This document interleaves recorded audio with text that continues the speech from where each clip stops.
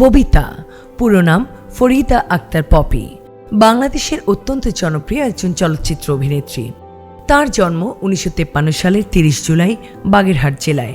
1968 সালে বড় বোন সুচন্দা অভিনীত জহির রায়হানের সংসার চলচ্চিত্রে শিশু শিল্পী হিসেবে ববিতার আত্মপ্রকাশ ঘটে। 1969 সালে শেষ পর্যন্ত নামের চলচ্চিত্রে প্রথম নায়িকা চরিত্রে অভিনয় করেন। ববিতার চলচ্চিত্র কর্মজীবনের সবচেয়ে উল্লেখযোগ্য চলচ্চিত্র 1973 সালে মুক্তিপ্রাপ্ত সত্যজিৎ রায় পরিচালিত অশনি সংকেত। এই চলচ্চিত্রে অনঙ্গ বউ চরিত্রে অভিনয়ের মাধ্যমে তিনি আন্তর্জাতিক শিল্পীর মর্যাদা লাভ করেন এবং ব্যাপক প্রশংসিত হন।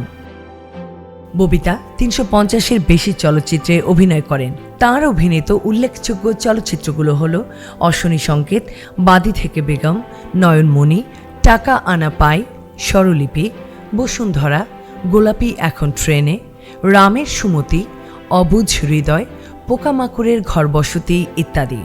তিনি 1975 সালে জাতীয় চলচ্চিত্র পুরস্কার প্রবর্তনের পর টানা 3 বার শ্রেষ্ঠ অভিনেত্রীর পুরস্কার অর্জন করেন।